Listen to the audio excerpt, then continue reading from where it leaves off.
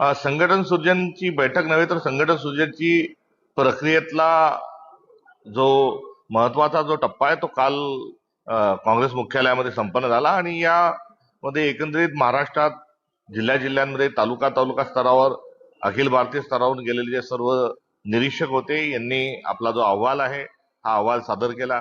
त्या जिल्ह्यामधले आमचं जे नेतृत्व आहे त्या नेतृत्वाचा एकंदरीत लेखाजोखा त्या ठिकाणी त्यांनी मांडला आणि महिला मागासवर्गीय यासोबतच ज्येष्ठ आणि प्रतिभावान आमचं जे नेतृत्व आहे या सर्वांच्या जे एकंदर सूची जी आहे ही काल सादर करण्यात आली आणि यानुसार जे सर्व ज्येष्ठ नेते आहेत आमच्या कार्यसमितीचे जे सर्व सदस्य आहेत त्यांचं आणि सर्वांचं त्या संदर्भातील ज्या काही शिफारशी होत्या, शिफारशी म्हणणं थोडंसं चुकीचं ठरेल, मात्र त्यांचे जे व्ह्यूज होते त्यांच्या ज्या संदर्भातल्या ज्या काही एकंदरीत सूचना होत्या त्या सूचना त्या ठिकाणी मांडण्यात आल्या।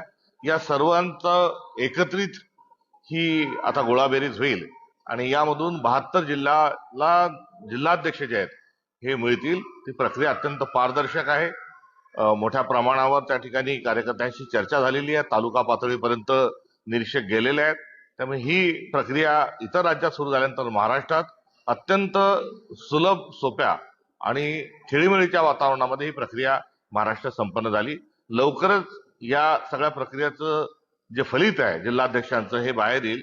मात्र यासोबतच जे जिल्हाध्यक्ष, कारण जिल्हाध्यक्ष एकच होणार आहे, इतर जिल्हाध्यक्षांच्या समकक्ष क्षमता असणाऱ्या इतर नेतृत्वाला देखील प्रदेश काँग्रेस पातळी स्तरावर सामावून घेण्याच्या अनुषंगाने देखील काल मी प्रस्ताव दिला होता आणि त्यानुसार मला अखिल भारतीय काँग्रेस कमिटीने त्या संदर्भामध्ये दुजारा देत असताना त्यांना सामावून घेण्याच्या अनुषंगाने मला देखील प्रोत्साहित केले।